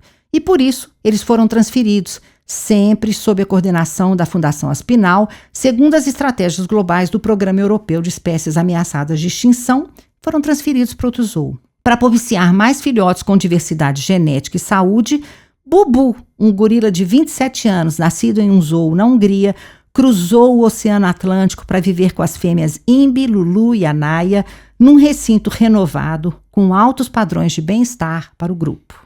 Eu fui sozinha conhecer Bubu, mas acabei me juntando a alguns membros da equipe do zoológico para observá-lo. Apaixonei-me à primeira vista por Bubu, que estava comendo algumas ameixas para ganhar peso enquanto as fêmeas andavam ao redor. Os filhotinhos virão e renovarão a vida, os genes, trazendo esperança para a conservação da espécie. Em muitas ações, zoológicos mundiais integram-se em programas de conservação pelo cuidado e pela reprodução de cerca de 1.000 gorilas sob cuidado humano, assim como em ações nos parques nacionais da África, com reintrodução de indivíduos, manejo e proteção de populações. Nesse contexto, creio que a ideia dos zoológicos como uma espécie de arca de Noé, como tradicionalmente se pensa, é absolutamente insuficiente para descrever o papel essencial dessas instituições diante dos desafios ambientais contemporâneos. É claro, existem zoológicos de todo tipo, mas há um número crescente de instituições que se organizam em associações na busca de cumprirem padrões de excelência em sua missão de educar, pesquisar e conservar. Para mim, a imagem mais adequada para pensarmos os zoológicos é a de corredor ecológico.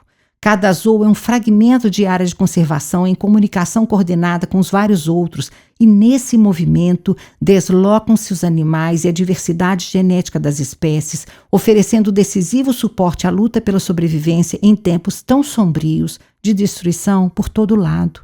A verdade é que, no contexto atual, a conservação exige um esforço de muitos atores, e isso necessariamente inclui os zoológicos. Depois de conhecer Bubu, voltei para casa pensando nas próximas gerações de gorilas em Belo Horizonte. É claro que na primeira oportunidade contei a papai sobre ele, sobre a nova família, sobre o recinto, mostrei-lhe as fotos e os vídeos da minha visita. Ele gostou da novidade. Eu, de minha parte, secretamente, peguei-me sonhando ser novamente uma criança e Manuel um homem quarentão e bonitão.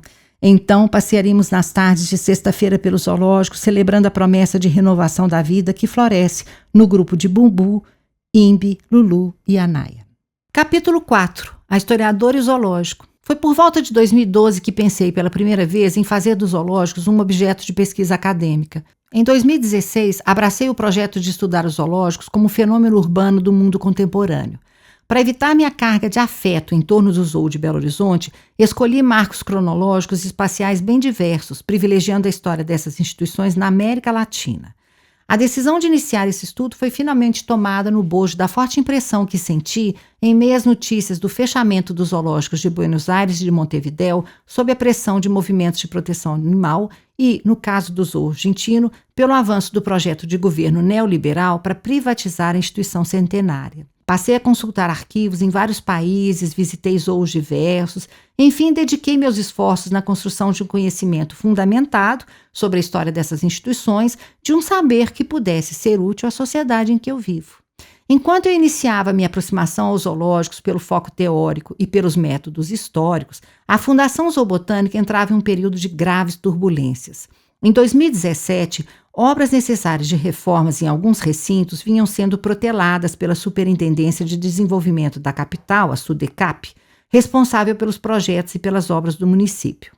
Os contratos de trabalhadores terceirizados haviam vencido e uma nova e arrastada licitação acarretou grande lacuna de mão de obra necessária para a manutenção do funcionamento regular da instituição. Cerca de 80% das vagas permaneceram em suspensão. Simultaneamente, o prefeito Alexandre Calil levou um projeto de lei à Câmara Municipal com o qual propunha a simplificação da estrutura administrativa municipal. Uma das medidas elencadas na busca pelo enxugamento da máquina era a fusão entre a Fundação de Parques Municipais e a Fundação Zoobotânica. A falta de trabalhadores agravou-se e determinou a restrição da visitação pública à Fundação Zoobotânica nos fins de semana e feriados.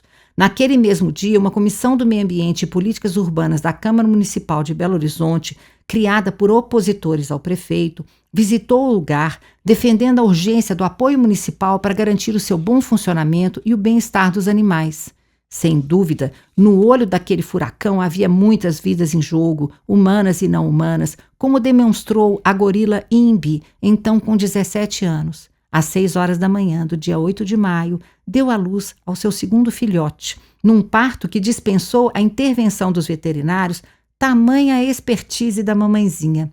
Nos dias seguintes, ela começou a passear pelo recinto carregando afetuosamente o bebê, que por sua vez vinha mamando agarradinho no seu peito. Não se sabia ainda, mas aquele era um gorila macho que receberia por voto popular o nome de Ayu, termo originário do idioma africano iorubá, que quer dizer alegria. Eram dias de grandes incertezas e inseguranças, mas o nascimento de Ayu trouxe alento à equipe da Fundação Zoobotânica. Essa instituição, a despeito dos imensos desafios invariavelmente presentes, vinha concretizando avanços e conquistas desde sua criação.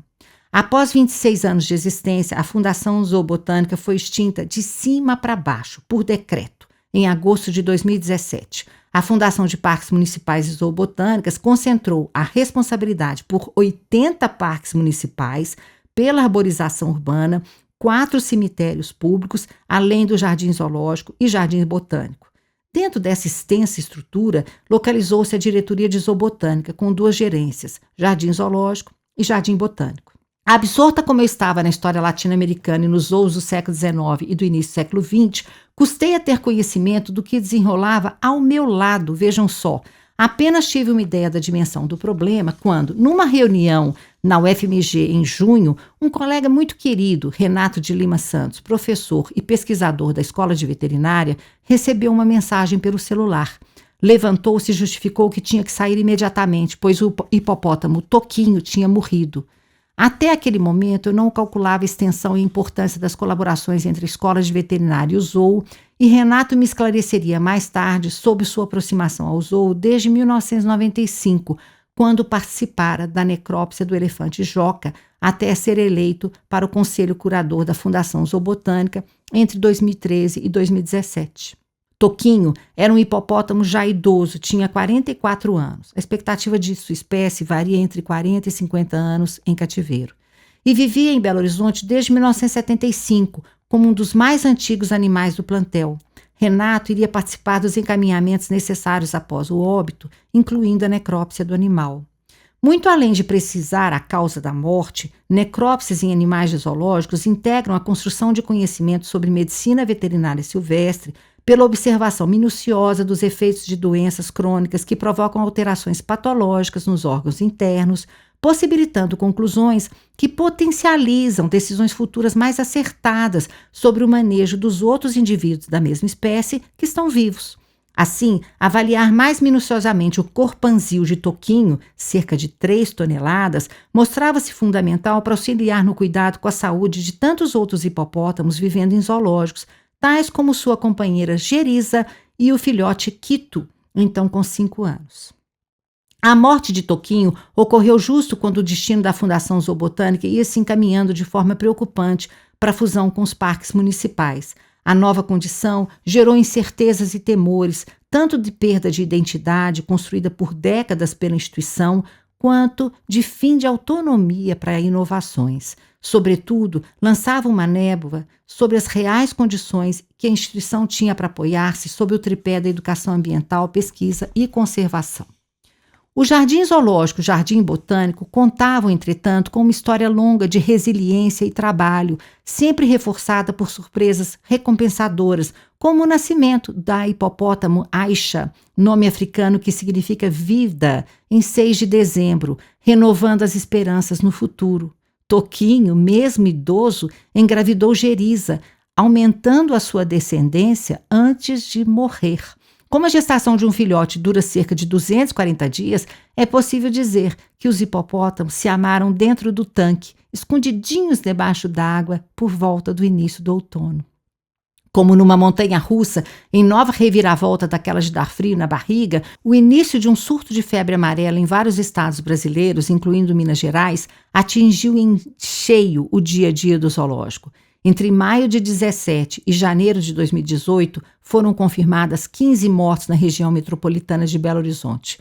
O Jardim Zoológico precisava proteger seus pequenos primatas, extremamente vulneráveis à doença. Para tanto, fechou suas portas em janeiro de 2018, remanejando os animais para instalações fora da área de visitação, com telas protetoras contra mosquitos. Os recintos dos grandes primatas, como chimpanzés e gorilas, também se tornaram objeto de cuidados contra os mosquitos, mesmo que fosse impossível instalar telas. A visitação foi reaberta poucos dias depois, quando se estabeleceu um rigoroso controle na portaria. A entrada passou a ser restrita àqueles que apresentassem certificado de vacinação contra a febre amarela, aplicada pelo menos há 10 dias. A medida trouxe consequências sérias. A precaução visava impedir que humanos infectados fossem picados por mosquitos presentes no território do zoológico, que, por sua vez, transmitiriam a doença aos animais. Muitos visitantes não eram vacinados ou se esqueciam de levar o cartão de vacina e sua entrada era recusada. Foram medos de queda vertiginosa de público, para desespero dos donos de quiosques de comidas e brinquedos, que perderam muitos clientes. Os profissionais da instituição, no entanto, permaneceram incansáveis no cuidado com a saúde dos animais e na luta para oferecer-lhes as melhores condições no seio das dificuldades que se avolumavam. A decisão de organizar e sediar o 43º Congresso da Associação Brasileira de Zoológicos e Aquários Brasileiros, da qual nosso zoológico foi um membro fundador lá em 1977. Aquela era uma demonstração efetiva da disposição de resiliência da instituição e de seus profissionais diversos. Entre 21 a 25 de maio de 2019, esse evento reuniu cerca de 350 participantes de todo o Brasil no Teatro Francisco Nunes, no edifício sede da Prefeitura e no próprio zoológico, oferecendo também uma exposição sobre animais peçonhentos no Parque Municipal, promovida pela Fundação Ezequiel Dias. A edição do Congresso privilegiava o enfoque da conservação ex situ, ou seja, fora do habitat natural e dentro das instituições. Ao consultarmos os anais do evento, ficamos fascinados diante dos resultados de pesquisa realizadas por biólogos e veterinários no nosso jardim zoológico, em parcerias diversas com instituições universitárias. Contudo, foi conversando com o professor Renato de Lima Santos que pude avaliar mais precisamente a dimensão das pesquisas feitas no Jardim Zoológico, integrando membros da equipe de biólogos e veterinários daquela instituição e pesquisadores da UFMG. Dessas colaborações surgiram dissertações de mestrado, teses de doutorado, dezenas de artigos originais publicados em prestigiosas revistas acadêmicas, fortalecendo uma área necessária e promissora de medicina veterinária de animais silvestres, nativos e exóticos em Belo Horizonte. Foram inúmeras produções nas últimas décadas, com temas variados em abordagens de grande rigor científico que não cessam de crescer em número e impacto. Em 2020, surgiu mais um looping na montanha-russa enfrentada aguerridamente pelo Jardim Zoológico de Belo Horizonte. Em março, a Organização Mundial da Saúde decretou estado de pandemia mundial da Covid-19.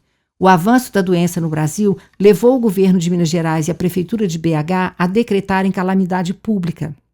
Na verdade, desde fevereiro, espaços públicos da cidade encontravam-se fechados à visitação. Seguiu-se um período assustador, do qual nunca devemos nos esquecer. Mesmo com o zoo fechado ao público, os animais tinham que ser cuidados igualmente, e as equipes estiveram sempre presentes, e disso também precisamos nos recordar.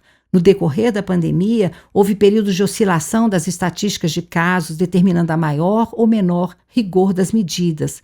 Entre outubro de 2020 e janeiro de 2021, por exemplo, o zoo reabriu ao público nos finais de semanas e feriados, com as visitas agendadas pela internet, exigência de cuidados, como o uso de máscaras e número limitado de vagas por dia.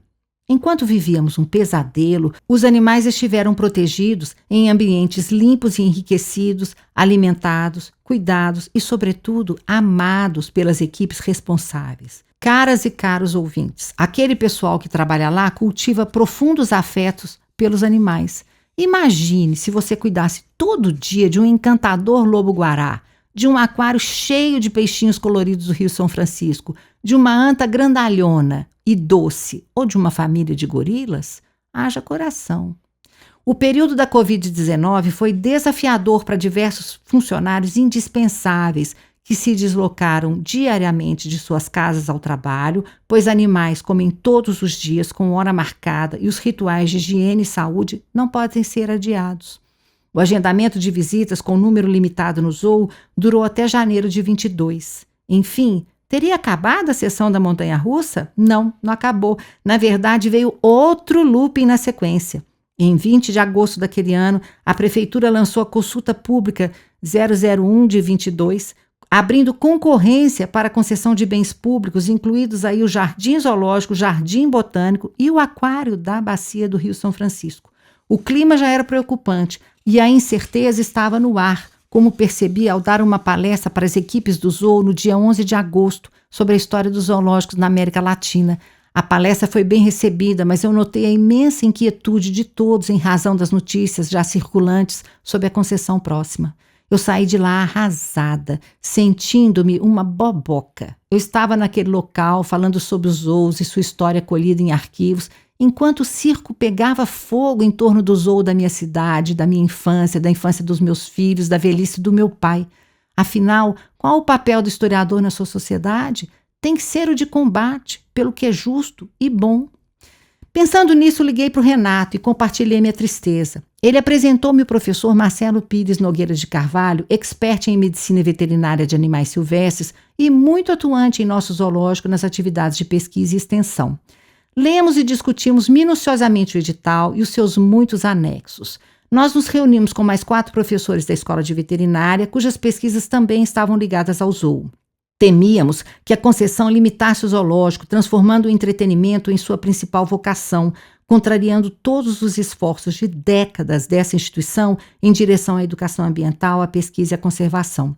Segundo o texto da consulta pública, a qualificação técnica exigida para as empresas licitantes consistia em ser um empreendimento turístico, comercial ou de lazer, tais como parques turísticos, ambientais, arenas, estádios, hotéis, aeroportos, rodoviárias e shoppings. Em outras palavras, uma mega empresa de shoppings ou estádios de futebol poderia ganhar a concessão. Sob a lógica do grupo, grande objetivo de empresas privadas, o peso e a proporção da educação ambiental e o privilégio de ações com escolas públicas isentas de pagamento de ingresso seriam os mesmos? As famílias belo-horizontinas de baixa renda continuariam a encontrar no zoo uma opção barata de lazer ou os ingressos alcançariam valores astronômicos e a pipoca passaria a ter o preço de cinemas de shoppings? Qual o destino de equipes de veterinários, biólogos, educadores, botânicos e tratadores que cuidavam dos animais há anos, desenvolvendo grande expertise e o conhecimento da história da vida de cada indivíduo que mora ali e com quem os animais tinham laços de convivência e afeto estreitos?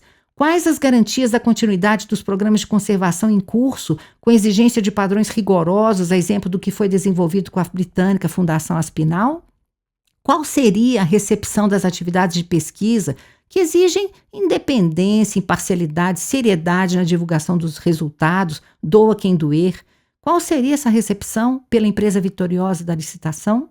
Eram perguntas que nos pareceram sem respostas suficientes no edital e nos anexos da concessão proposta pela Prefeitura, aberta à consulta pública por 60 dias. Decidimos enviar nossas indagações por meio da consulta pública, em forma de texto assinado por 7 professores da UFMG. Em dezembro, o Ministério Público de Minas Gerais nos encaminhou a resposta da Prefeitura à nossa denúncia. No texto, a Prefeitura de BH defendia a possível inclusão de uma cláusula contratual que obrigasse a empresa vencedora a dedicar um percentual da receita às atividades de pesquisa, conservação e educação. A experiência em manejo de animais e plantas teria que ser necessariamente comprovada. A questão da equipe seria realmente tratada em outra esfera, que não o edital em questão, sem que se esclarecesse em que esfera seria. Nossa resposta ao Ministério Público de Minas Gerais foi imediata. Nela, avaliamos positivamente a perspectiva de melhoria da versão final do edital, sem deixar novamente de destacar a necessidade de que qualquer contrato futuro com a concessionária deveria explicitar o caráter científico, conservacionista e educacional do Jardim Zoológico, Botânico e Aquário. Passaram-se meses e o edital foi publicado em junho de 2023. Pulularam expectativas de todos os lados.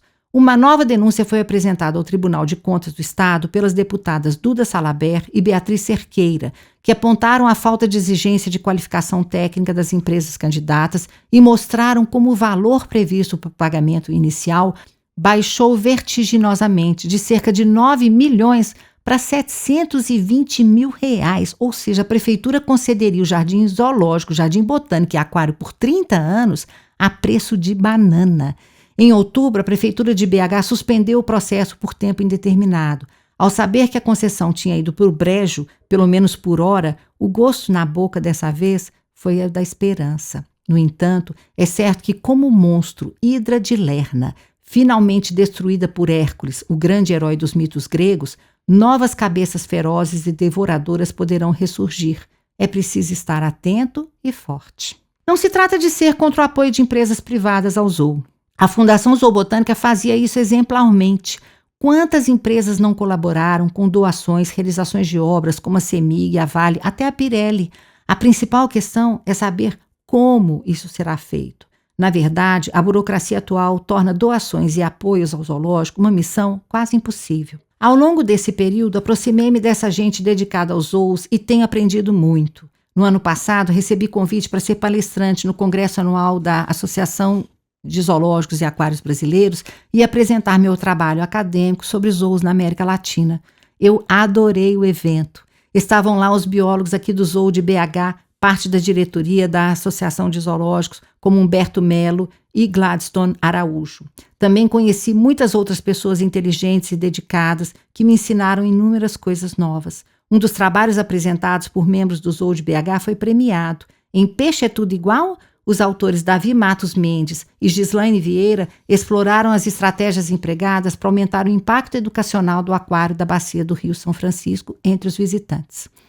Foram muitos os trabalhos instigantes, mas destacarei aqui a conferência de Dave Morgan, da Wild Welfare, uma organização britânica não governamental que atua junto a zoológicos de todo o mundo promovendo o bem-estar dos animais sob cuidado humano. Ele falou sobre o enfrentamento pelas equipes da morte de animais nos zoológicos, numa abordagem tocante e profundamente filosófica. Ele abordou questões que me mobilizam muito, como: qual vida vale a pena viver? Lembrei-me, sobretudo, de uma grande estudiosa dos animais, muito celebrada entre nós na área de humanidades, a Dana Haraway. Segundo ela, a biologia é essencial para todos, e um dos aspectos cruciais do saber biológico é o comprometimento com a mortalidade, pois todos os seres vivem no domínio espaço-temporal do viver e do morrer.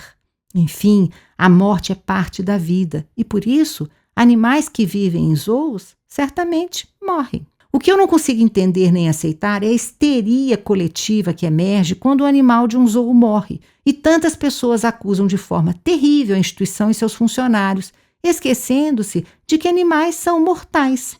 Morrem na vida livre, morrem nos zoos. Talvez seja essa mais uma função dos zoos, lembrar-nos de nossa finitude, nossa animalidade, nossa condição corporal, nossa ligação intrínseca com ciclos de vida, reprodução e morte. E o mais importante, zoos incluem a mortalidade, ao mesmo tempo que cuidam da saúde física e mental de cada animal que vive em seus recintos. São instituições em luta contra a extinção, a perda de habitats, a insensibilidade dos traficantes, a poluição das águas e dos solos por grandes empresas, o descaso tão comum pela vida silvestre, a ganância que transforma matas, cerrados, caatingas, campos, mangues especialmente no caso dos mangues do litoral brasileiro, e pantanais em pasto, soja, milho e resorts turísticos. Maia, a mais nova moradora do zoológico de Belo Horizonte, chega como um símbolo de todos esses desafios. Ela é uma oncinha pintada nascida em cativeiro em 2024, no Animalia Park de Cuti, em São Paulo. Ela é um exemplar da espécie Panthera onca, o maior felino das Américas, presente em vários biomas da América Latina, ameaçada de extinção. Maia chegou ao Zoológico de BH em abril de 2025 como parte do Plano de Ação Nacional para a Conservação da Onça Pintada, a PAN Onça Pintada, coordenado pelo Instituto Chico Mendes de Conservação da Biodiversidade, o IMCBio, em uma rede integrada de importantes instituições parceiras e de pesquisadores. O PAN Onça Pintada inclui iniciativas de conservação ex situ, envolvendo instituições com altos padrões de manejo e cuidado. A vinda de Maia faz parte de luta pela conservação de sua espécie. Uma das metas estratégicas é manter populações com viabilidade genética e demográfica em cativeiro para futuras ações de reintrodução em vida livre. Maia esteve em quarentena longe do público, recebendo cuidados de saúde e adaptação ao novo lar. Desde os primeiros dias de junho, já pode ser avistada no seu recinto, onde aguarda por um jovem companheiro macho que também será trazido pelas tratativas bem orientadas e cuidadosas do IMCBio com outros zoológicos. Eu a vi pela primeira vez. Encantei-me com a elegância de seus movimentos, a sonoridade dos seus rugidos, a vivacidade do seu pelo manchado. Sobretudo, sua presença alimenta a esperança num futuro de novas relações entre a sociedade brasileira e o mundo natural. Ver Maia caminhando é um testemunho de beleza que inspira respeito à vida silvestre e compromisso com a conservação. Parabéns ao Zoológico de Belo Horizonte, que está à altura dos rigorosos padrões exigidos pelo PAN Onça Pintada. Chegou a hora de encerrar a minha história sobre o zoológico, mas não se engane, ela continua. Já me tornei a professora que leva as turmas de alunos ao zoo. Quero ainda aprender muito mais sobre vida silvestre e agir para sua conservação. Fica a você, meu convite, para ir ao Jardim Zoológico e Botânico de BH. Não se detenha, no entanto, apenas ao visível. Abra seus sentidos aos afetos, aos perfumes, aos odores, às múltiplas sonoridades de tantos bichos, às muitas histórias que pulsam ali e, principalmente, aos esforços de uma instituição sexagenária, como eu. Circulam boatos de que o zoológico se encontra num momento de decadência. Eu os ouço, aqui e ali. Mas a verdade sobre a história do zoológico é sua impressionante resiliência, com atitudes de coragem, audácia, vigor, trabalho e, em especial, amor. É uma instituição voltada para a educação ambiental, a pesquisa e a conservação e, portanto, indispensável no contexto de novos desafios socioambientais contemporâneos. Por tudo isso que narrei, eu amo o Jardim Zoológico e Botânico de Belo Horizonte e essa é a minha singela mensagem para o sonho de cidade de cada um. Fim. Regina Horta Duarte. Narração para audiobook. Regina Horta Duarte.